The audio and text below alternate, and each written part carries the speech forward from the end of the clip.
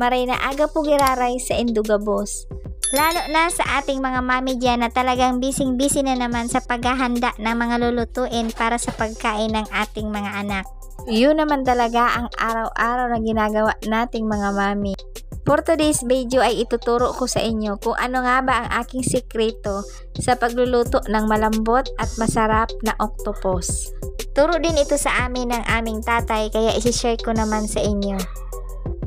Nakikita nyo naman mga mami kung ano ang ginagawa ko sa aking lulutuing pugit.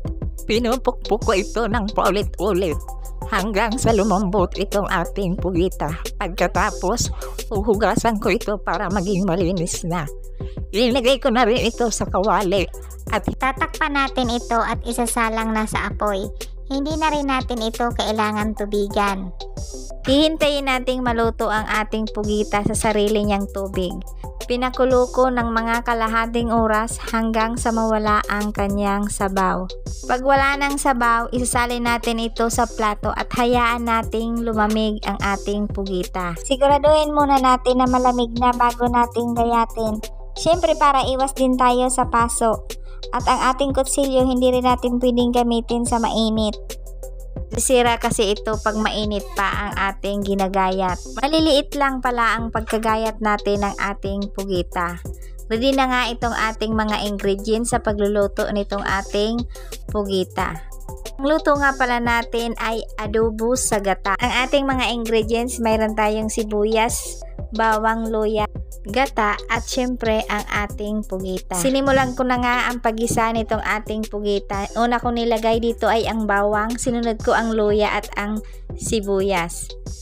Pagkatapos nating ilagay ang ating sibuyas, ilagay na rin natin ang sili. Maglalagay tayo ng sili, tatansyahin lang natin kung gusto natin ng mas maanghang, mas marami. Pero kung may kakain naman ng mga bata, mas okay na kung kaunting sili lang ilalagay natin. Pagkatapos nilagay ko na dito yung ating ginayat na pugita. Igigisin natin siya ng mga ilang minuto. Lalagyan na rin natin ng paminta at syempre lalagyan natin ng kaunting tuyo. Lalagyan din natin ng seasoning. Pagkatapos kong ang haluin, tinakpan ko muna ito. After 10 minutes, hahaluin natin at titimplahan itong ating pugita. At ilalagay na rin natin itong ating pure na gata. Hahaluin natin para ma-absorb ng ating pugita ang ating kalalagay pa lang na gata. Hindi ko na nga pala mga mami tinakpan. Alam niyo ba mga mami na isa ito sa pinaka-the best way sa pagluto ng may gata ay yung hindi natin tatakpan kapag linagay na natin yung pure na gata. Mas creamy kasi at mas masarap.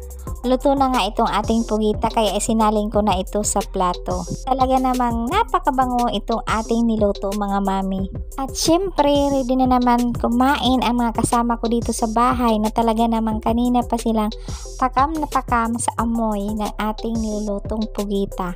Talaga naman naubos na naman ito ang ating sinaing na kanin. Salamat po sa inyong panonood. God bless you all.